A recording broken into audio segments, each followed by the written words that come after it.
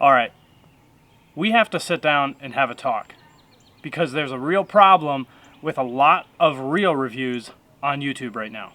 You see, these reel companies are sponsoring these content creators who are putting out these flashy, flattering YouTube videos praising every feature about the reel. Why? So that people will use their affiliate link and their discount code to make purchases. And yep, you guessed it, they make money for every unit that they sell. This video was created with no intentions, agendas, or greedy money signs in my eyes, but instead was designed to provide a brutally honest review of what many believe to be the best low-budget musky reel in the industry, the Piscifun Alijoz 400. Out of complete transparency, Piscifun is not a sponsor of my channel. They have never given me free products to promote, and every reel that I have ever owned from them has been purchased with my own money from my own wallet. Now here's the kicker. I do actually have a discount code in the description below, but it's not in an attempt to get you to buy the reel. In fact, if you don't feel like it's the right fit, please don't buy the reel. The only reason I've created one is in case you do feel like it's a good option. I don't want cost to be a barrier for entry for you into musky fishing. With that said, let's get into it. Okay, so the first thing to notice about this reel is that it's $199. But wait, it's not. It's actually on sale right now for $149. And if you use the discount code, which is SG18, when you go to checkout, when you buy the reel, you can get it for $123. That's a pretty inexpensive price point for a 400 size reel. But in my experience in working with companies like this who run sales for the duration of however long they've had the product out, it's more just a marketing gimmick to try to make you think it's on sale. And so, just so you're aware, it's been on sale since the product came out. Maybe it will go back up to $199 at some point, but so far it's been out for over a year, and that has not been the case yet. Now, once you do buy the reel and it appears on your front porch, you will notice that it comes in a very nice box like this. And it also has, when you open the box up, a nice reel bag. And what's nice is you can put your reel in it, you can seal it like that, and if you're traveling, it just keeps it from getting scratched up or marked up or getting dirt in it. So that's a nice little feature to have a reel bag. Most competitors do not come with that. When you open up the reel, it looks like this. It also comes with a key like this, which is designed to wrap around the reel handle screw nut, and then that allows you to take that nut off and get into the reel to break it apart and clean it and service it. So let's talk about the color options and the gear ratios. So this does come in a nice purple, so if you're a lady angler or a guy angler that has a feminine side, that's a great option for you. This purple comes in a 6:1, and an 8.1:1 gear ratio. What those gear ratios mean is if it's a 6.6, for example, like this one, it just means that for every one turn of the reel handle like this, the spool turns 6.6 times. 8.1:1 is a very high gear ratio, and a 6.6:1 is a little bit more reasonable, and that's the one I like to use for more all-around musky fishing. There are also two other color options. There's the gray and the gold. There's also a new black that just came out that's a Gen 2 model. And both of those reels, they come in the 8.1:1, but they do not come, unfortunately, in the 6.6:1 gear ratio like the purple one comes in. So if you want that 6.6:1 gear ratio, you're going to have to settle for purple. Now keep in mind as well as I go through some of the features and I talk about this reel that I am actually talking about the Gen 1 model. That new black model that just came out is the Gen 2. We don't know much about that because it's just come out just a few weeks ago. Now in terms of the materials of the reel, it does have a very strong aluminum alloy frame.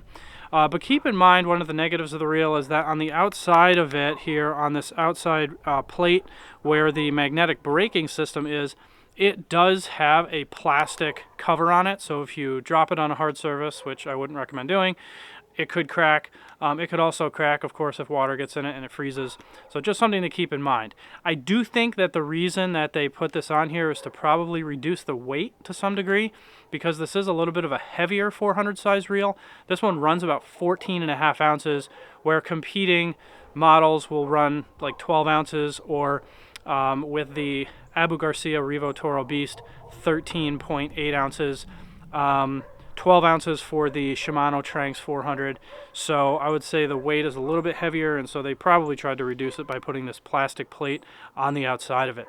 Now, I do think that one of the reasons that this reel is a little bit heavier is because it has a bigger spool capacity or line capacity. For 40-pound test braid, you can fit 306 yards of braid on this spool, 262 yards of 50-pound braid, and 165 yards of 80-pound braid.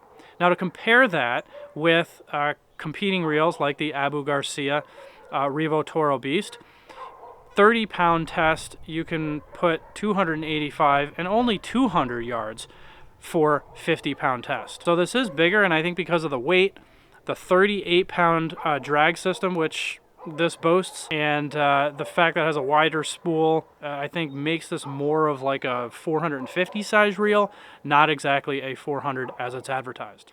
I mentioned the powerful drag, 38 pounds. Competing reels are like around 25 pounds, give or take a few. So I wouldn't crank it down all the way, but a lot of people like to crank it down all the way, and then they use the thumb bar as more of a drag system to spool the reel with your thumb.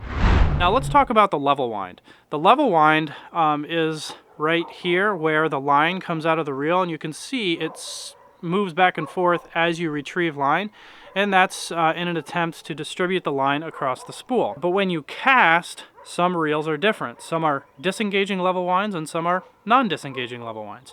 This one, when you press it down, it disengages the level wind, so that when I then start to strip line out, which I'm doing right now by moving the spool, you can see this level wind does not move back and forth.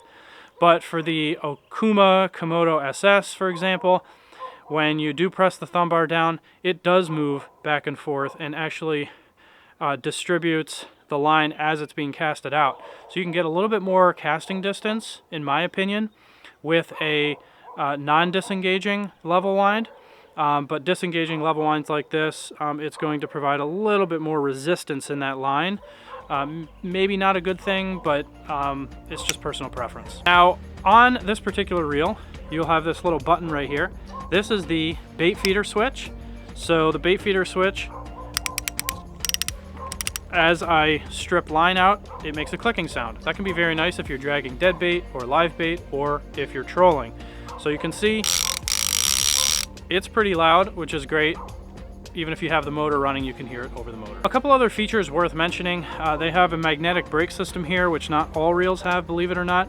I keep it right around like a 5 or a 6, but this is a very nice feature because as that spool spins faster and faster, there is a electromagnetic reaction that happens with this magnetic system, and as it gets closer to the reel, then it slows down the spool, so it just makes backlashes less severe. This reel also has 8-ball bearings, which contributes to the smooth performance and feel of the reel.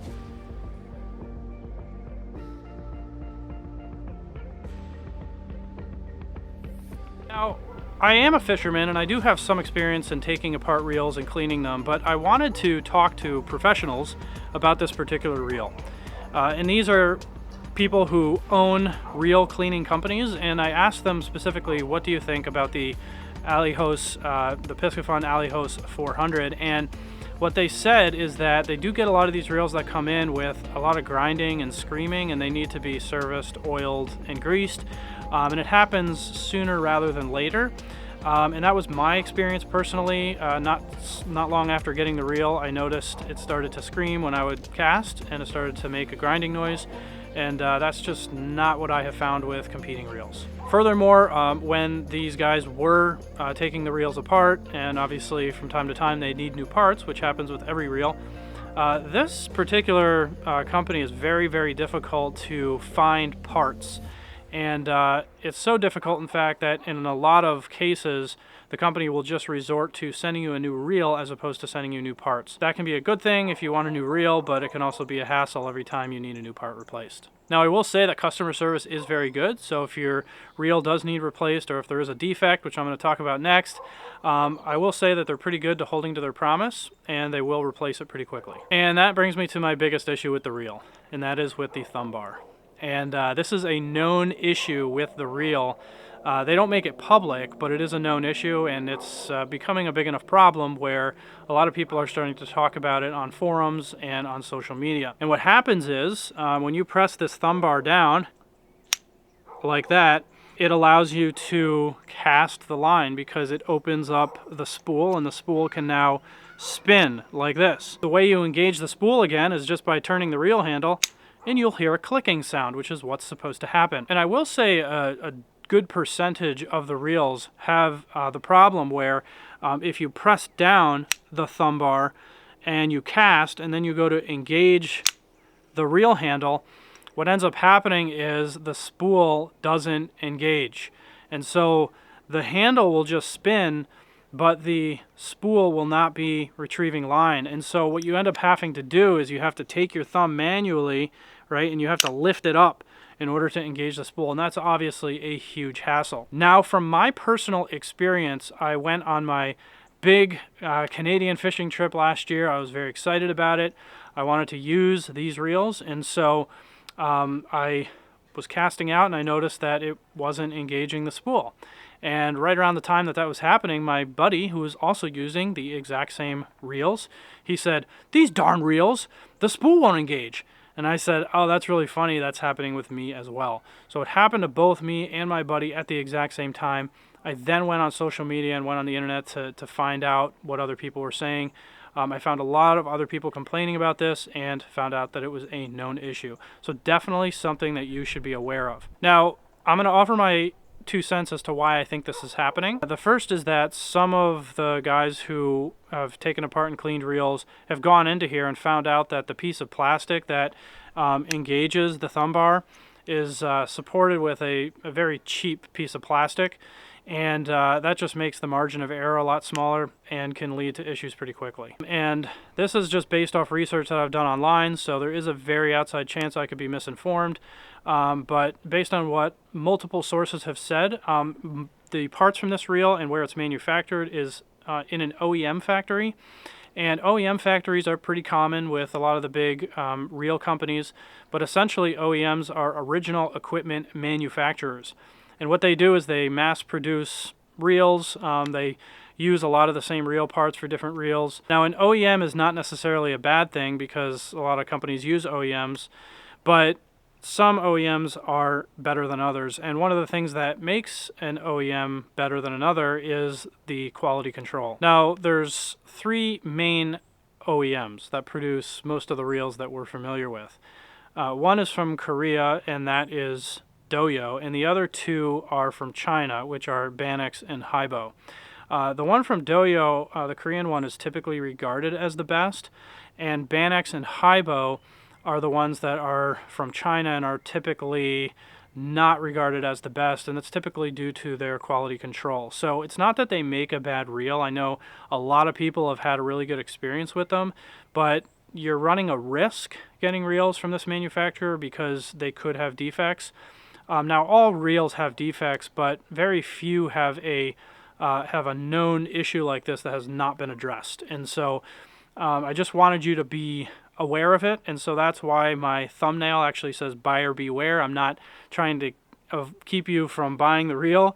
I just want you to be aware of some things that perhaps haven't even been discussed yet on social media or on YouTube reel reviews. So overall, I would say for the money, this is actually a pretty good reel. And if you're doing bank yanking, right, if you're a bank angler, you don't have a boat, and you're banging the reel around a lot and getting dirt in it and things like that, and you just want a cheap reel, this is probably a good reel to go with. And if you're just a weekend warrior, you don't fish as often as a guide, maybe this is a good option for you as well. If you're looking for something a little bit more proven in the industry, I have talked to a lot of people, and I've also used the Shimano Tranx 400 as well as the Abu Garcia Revo Toro Beast, and those are the most reputable ones in the industry, in my opinion.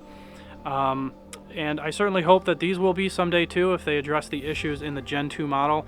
Again, I mentioned in the beginning, the black ones are out now, which is the Gen 2, but they also have some other options coming out in April and May for the Gen 2, and I certainly hope that they have fixed those issues. One last thing to mention about customer service, they did send me the Gen 2 in black, just because of the bad experience that I had with the Gen 1. So I thought that that was a pretty nice thing they did, even though they don't sponsor my channel in any way.